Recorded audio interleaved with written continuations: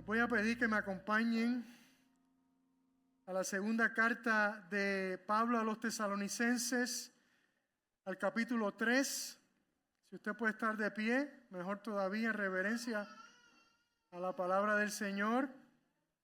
Y miren, yo voy a leerla en esta Biblia espectacular, esta Biblia conmemorativa de los 125 años de la Alianza Cristiana y Misionera que estaremos celebrando ahora en enero, el sábado 25.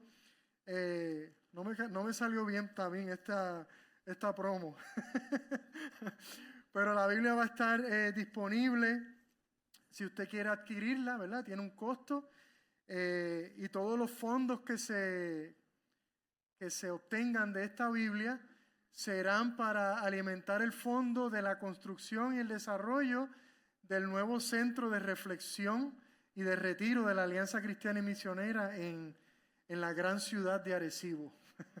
Así que ya sabe. Vamos a segunda de Tesalonicenses, capítulo 3. Y si usted tiene más de 40 años, pues a usted le va a gustar esta versión, porque voy a leer la Reina Valera del 1960. Y vamos a leer más que 3 versos, los primeros 3 versos de ese capítulo 3. ¿Amén? ¿Estamos listos? Dice así la palabra del Señor. Por lo demás, hermanos, orad por nosotros, para que la palabra del Señor corra y sea glorificada, así como lo fue entre vosotros, y para que seamos librados de hombres perversos y malos, porque no es de todos la fe. Pero fiel es el Señor, que os afirmará y guardará del mal. Amén. Amén. Gloria a Dios. Gracias, Señor, por tu palabra. Te pido que en este momento reverente, este momento santo, estamos aquí reunidos y tu iglesia y tu pueblo se va a sentar a los pies de tu palabra. Y eso es una cosa grande, eso es una cosa maravillosa. Y te pido que en ese proceso nos bendigas, que en ese proceso abras los ojos de nuestro corazón y podamos escuchar, entender, procesar y que tu palabra sea de transformación para nuestra vida en esta mañana. Te lo pido, Señor, en el nombre de Jesús. Amén y amén. Pueden sentarse. Adiós. Amén. El pasado domingo vimos que uno de los valores fundamentales en la vida del apóstol Pablo era la gratitud. Amén, la gratitud. De hecho, hicimos un repaso de las veces que Pablo trae a colación este tema de la gratitud a los tesalonicenses. Y dijimos que la gratitud era un tema importante para Pablo porque él entendía que este era uno de los valores del reino de Dios. Y nosotros creemos como iglesia y afirmamos que todo valor del reino de Dios tiene que necesariamente caracterizar la vida del creyente y la vida de la iglesia de Jesucristo. Hablamos de que Pablo practicaba la gratitud como una disciplina. Algo que comenzó como una disciplina y se convirtió en un hábito. Y un hábito que eventualmente se convirtió en un estilo de vida. Porque así son las disciplinas, ¿verdad? Si a usted le gusta hacer ejercicio, a principio es trabajoso, ¿verdad? Por eso en inglés le dicen workout, porque es como hay que trabajar, ¿verdad? Pero de pronto usted empieza a disfrutar las reacciones de su cuerpo al ejercicio, ¿verdad? Y eventualmente si usted persevera en ello, ¿qué va a pasar? De pronto su cuerpo le va a pedir dame ejercicio, llévame al gimnasio, móntame en la bicicleta, ¿verdad? Porque entonces esa disciplina, que eso que comenzó como disciplina, se volvió un estilo de vida. Y así creemos nosotros que son las disciplinas espirituales. Pablo no solo tenía una actitud de constante gratitud en su corazón, sino que practicaba la disciplina de expresar su gratitud, ¿verdad? Decíamos que una cosa es sentir gratitud en el corazón, otra cosa es tener la valentía de expresarla, no solamente al Señor, sino a aquellos que nos rodean.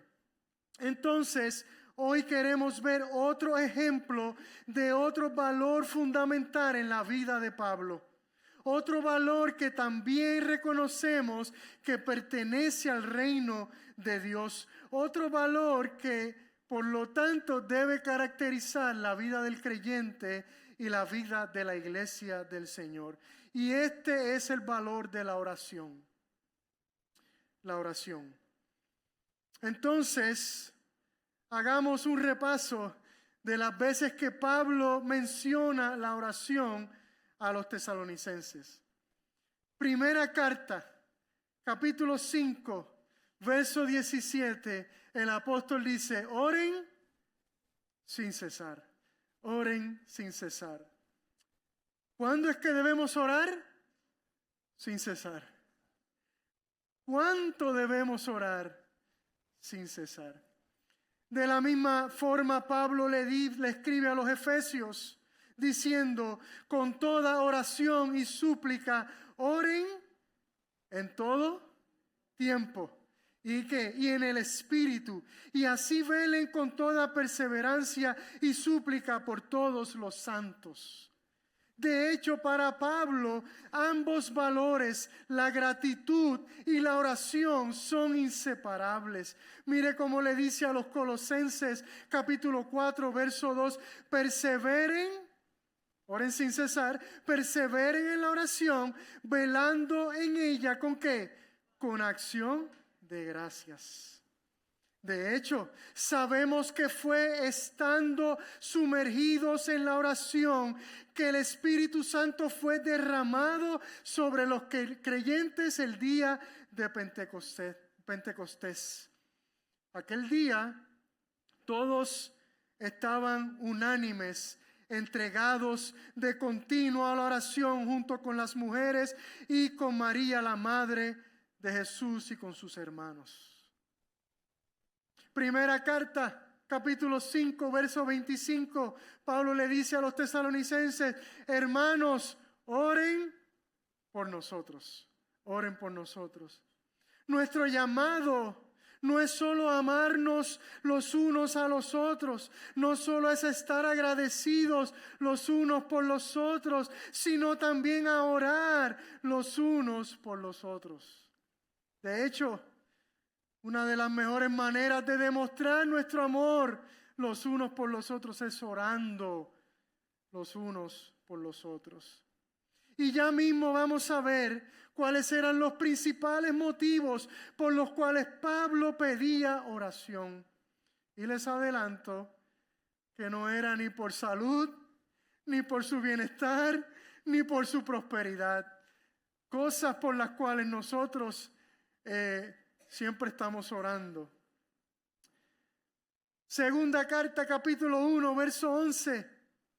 Con este fin también nosotros oramos siempre por ustedes, para que nuestro Dios los considere dignos de su llamamiento y cumpla todo deseo de bondad y la obra de fe con poder, a fin de que el nombre de nuestro Señor Jesús sea glorificado en ustedes y ustedes en Él, conforme a la gracia de nuestro Dios y del Señor Jesucristo. En esta ocasión vemos que Pablo no solicita oración, sino que se pone él como ejemplo. Yo no solo pido oración, sino que oro por ustedes.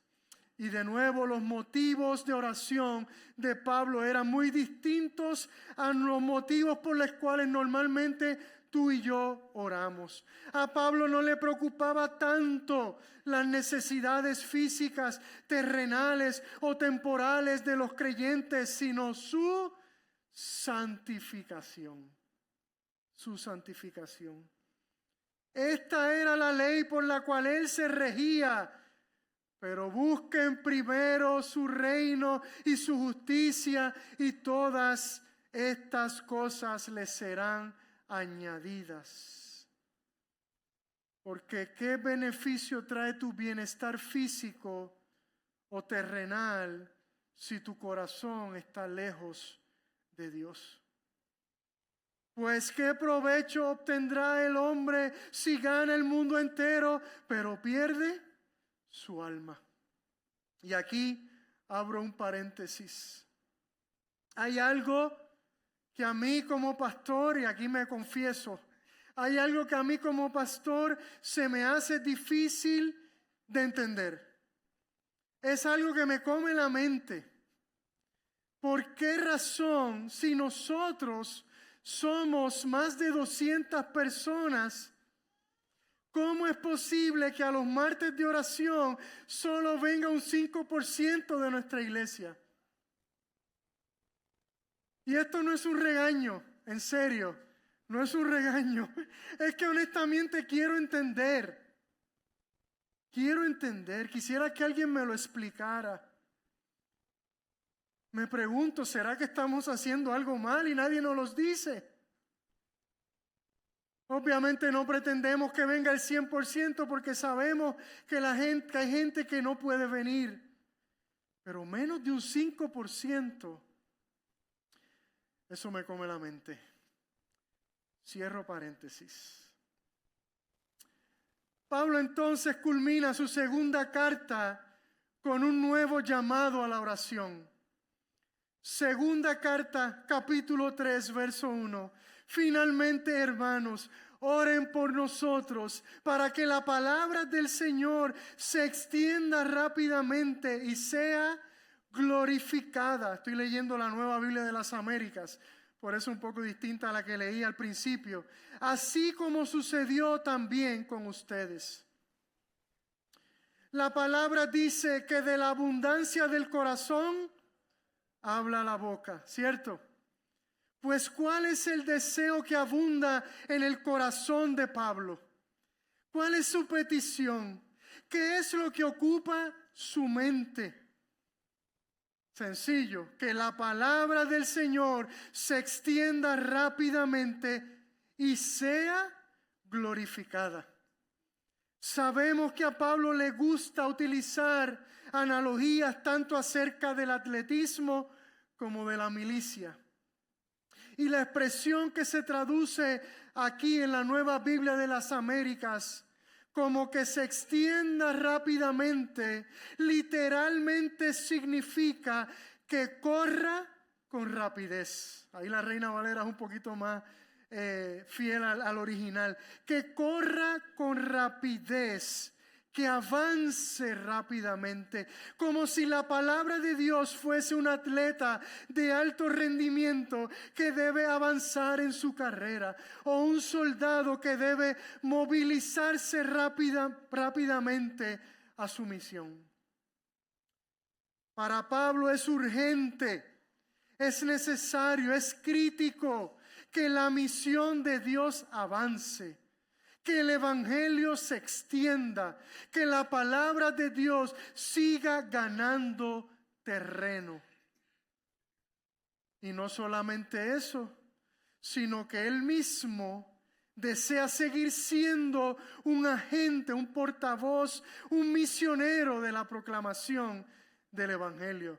Es como si dijera: oren por nosotros para que el Señor nos siga abriendo puertas para seguir predicando su evangelio, para que nos siga dando oportunidades para hablar de Él, porque la gente se pierde por todas partes y el único antídoto es el evangelio de Jesucristo. El deseo de Pablo no es solo que el mensaje del evangelio avance, sino que la palabra de Dios sea glorificada.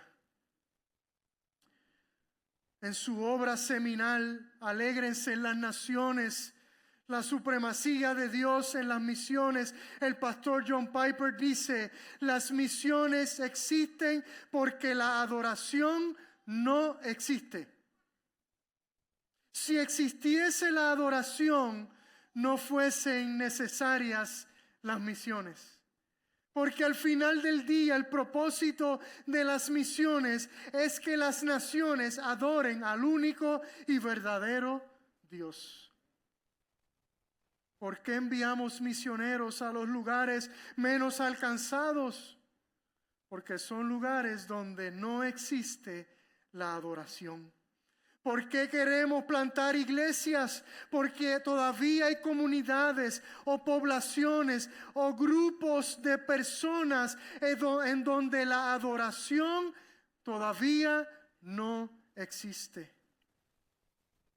El deseo de Pablo, el cual debe ser nuestro deseo también, es ver el cumplimiento de las palabras del profeta Habacuc cuando dijo: pues la tierra se llenará del conocimiento de la gloria del Señor como las aguas cubren el mar.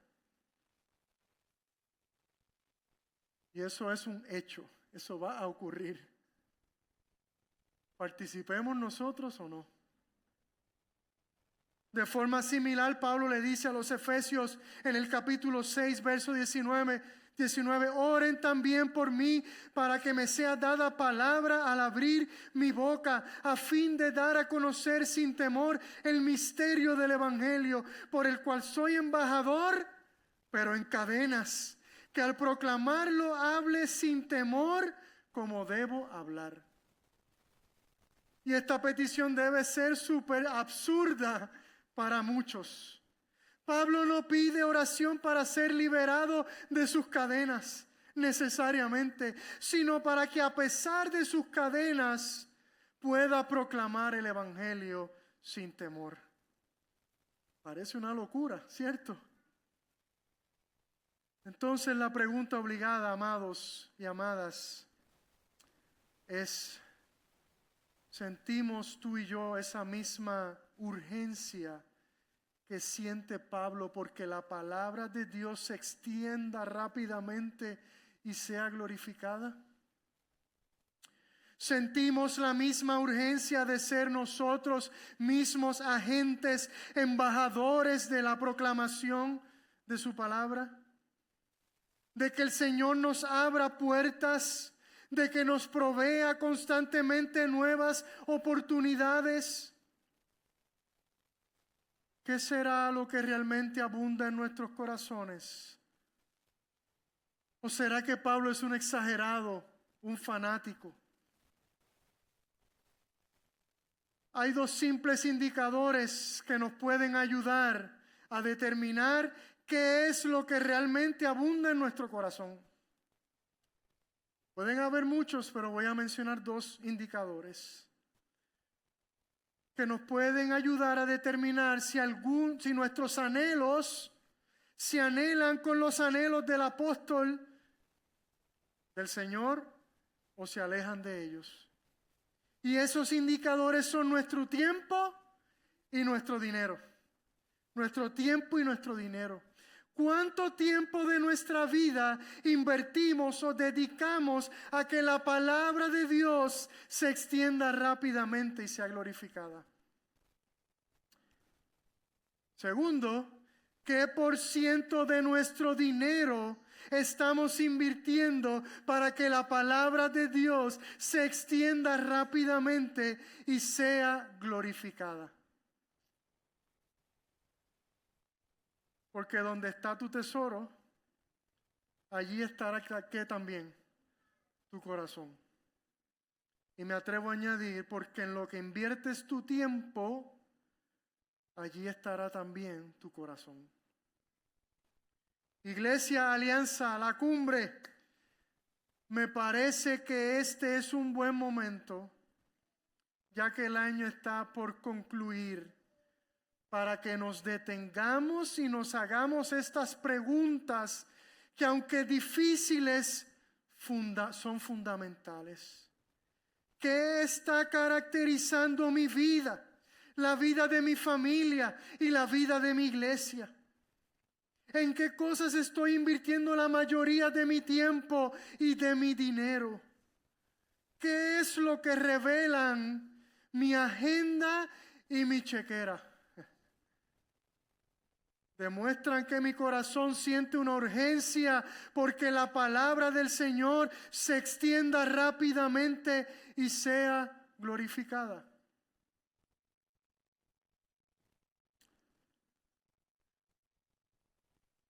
Pablo piensa en los tesalonicenses y yo me imagino que dice: yo no estoy loco. Yo no estoy loco.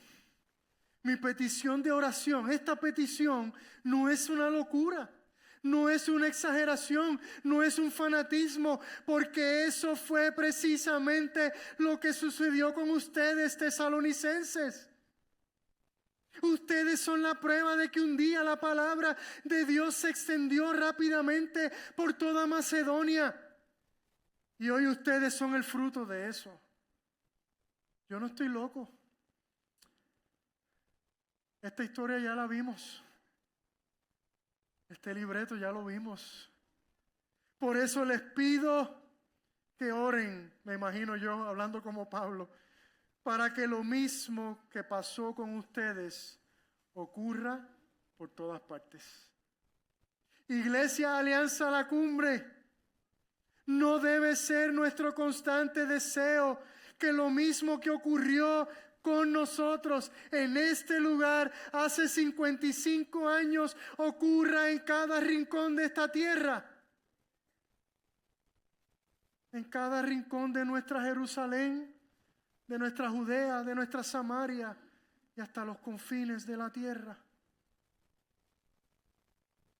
Iglesia, oremos para que el Señor despierte en cada uno de nosotros, sus hijos y sus hijas, una urgencia porque la palabra de Dios se extienda rápidamente y sea glorificada, empezando por el lugar donde vivo, donde trabajo, donde estudio y donde me divierto.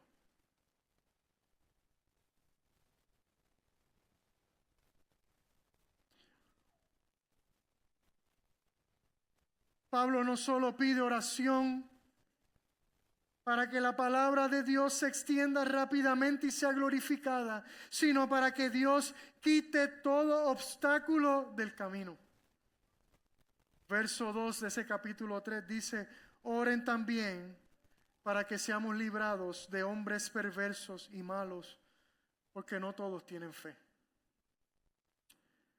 Los hombres de pecado, los hombres sin ley, están por todas partes. Los anticristos con A minúscula abundan. Pablo sabe que no hay nada en este mundo que reciba más oposición que el Evangelio de Cristo Jesús. Y esa realidad no ha cambiado en 2000 años.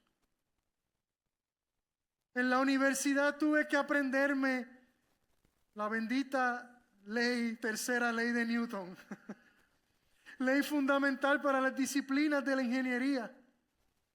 Toda acción genera una reacción de igual intensidad, pero en sentido opuesto. Ustedes también cogieron física.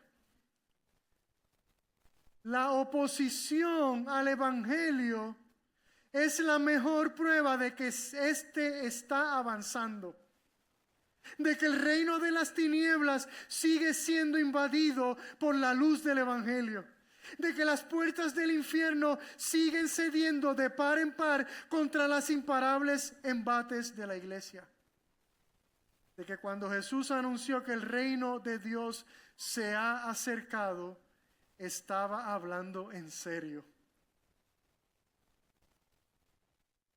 Y ciertamente todavía siguen habiendo hombres perversos y malos que se oponen al avance del Evangelio, especialmente en esos países que hemos catalogado como lugares de difícil acceso. En esos países la iglesia y los cristianos aún siguen siendo perseguidos. Aún sigue siendo ilegal proclamar el evangelio. Aún sigue siendo un delito de muerte abandonar tu religión de nacimiento para abrazar el cristianismo.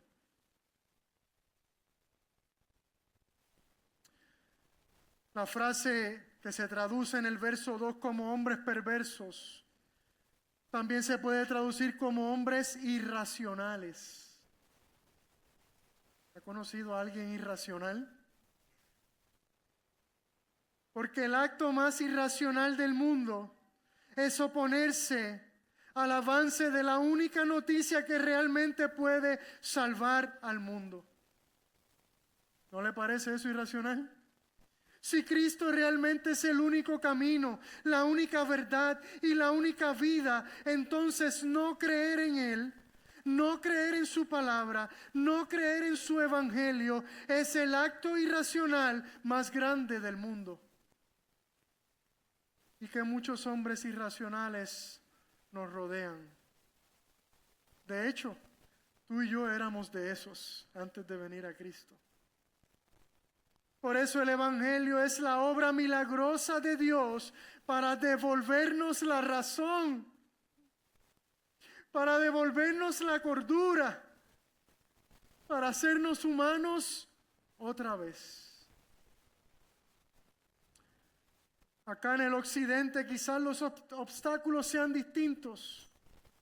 Ciertamente también hay hombres malos y perversos, pero en nuestro caso estos buscan solapadamente tergiversar la verdad del evangelio. Lobos vestidos de oveja, hombres narcisistas, amadores de sí mismos, amantes de ganancias deshonestas, buscones, tramposos, engañadores. Sin embargo, acá en el occidente hay otro obstáculo aún más grande. Y este es un obstáculo de proporciones apocalípticas. Una iglesia que ha dejado su primer amor. Una iglesia inmóvil, dormida tranquilamente en sus cómodas butacas y en sus templos con acondicionadores de aire. Una iglesia tolerante al pecado, donde la palabra profética brilla por su ausencia. Una iglesia tibia, ni fría ni caliente, de esas que le dan ganas de vomitar al Señor Jesucristo. Una iglesia ensimismada, procurando sus propios intereses. Iglesia Alianza a la Cumbre, cumplamos el deseo de Pablo y de nuestro Señor. Y oremos no solo para que seamos librados de hombres perversos y malos y faltos de fe, sino también para que seamos librados de la comodidad y el inmovilismo.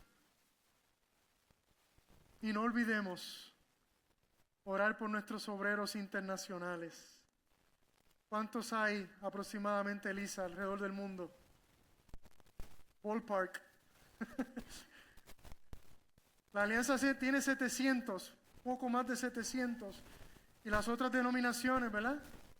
Miles de misioneros alrededor del mundo, muchos de los cuales viven esta realidad a diario. Finalmente, en el verso 3, Pablo comienza diciendo, pero, qué lindo los peros, ¿verdad? Pero, los peros son conjunciones gramaticales demasiado importantes, porque conectan una idea con otra. En el caso del pero, es una conjunción de contraste. Es como decir, por un lado existe realidad A y por otro lado existe realidad B. O a la misma vez que realidad A existe realidad B. O como decir, a pesar de que existe la realidad A, también existe la realidad B. Espero no haberlos confundido. Luego de Pablo hacerle a la iglesia un llamado a la oración, pasa entonces a hacer una afirmación.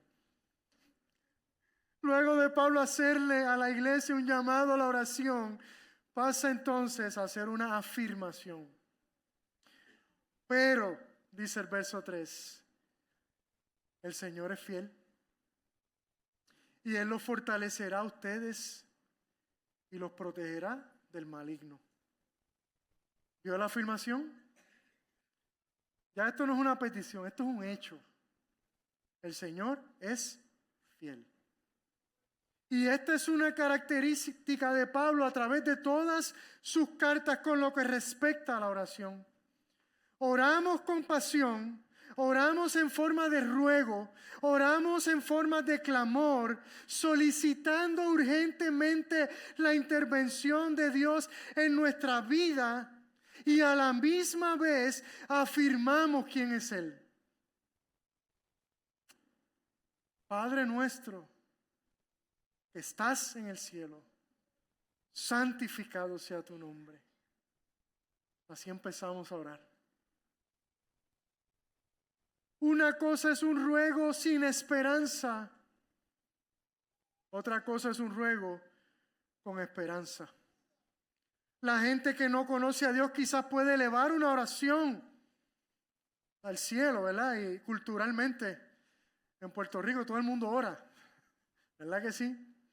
La gente que no tiene a Dios puede elevar una oración al cielo, pero no puede ser una oración con esperanza. Porque solo los que conocen a Dios pueden saber lo que Él es capaz de hacer. Una cosa es orar sin esperar que algo ocurra. Otra cosa es orar sabiendo que Dios actuará.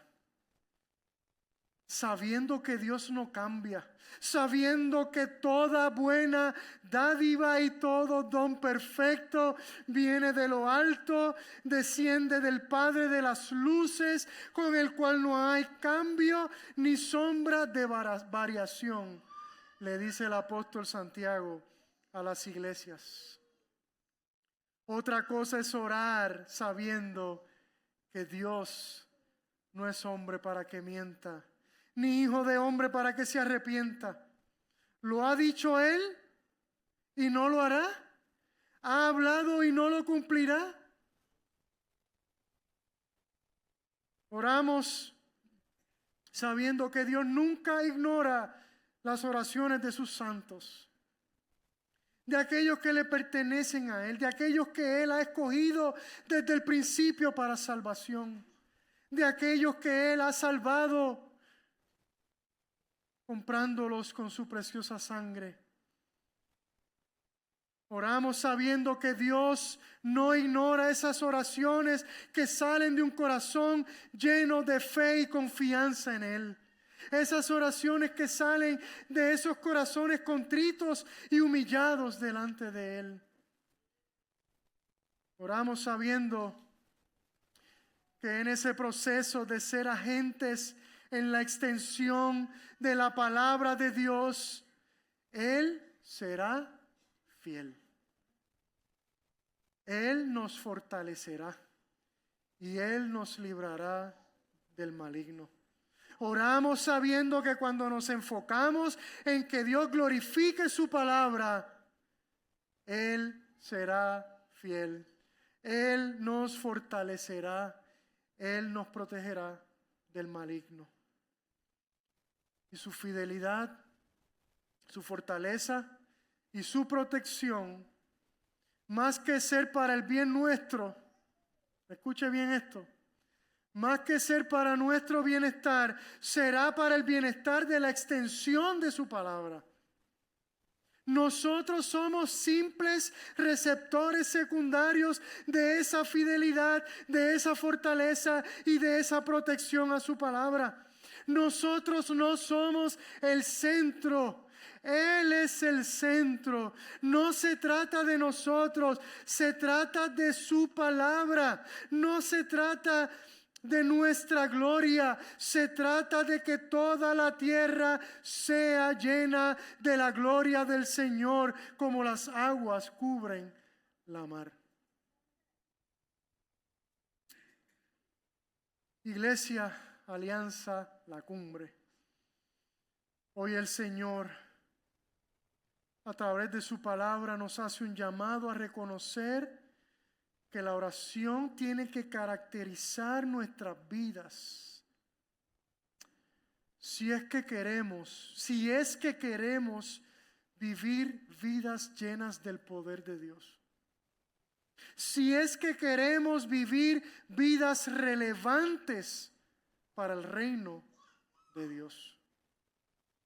Podemos vivir vidas relevantes para el mundo, para otras personas, y no necesariamente para Dios.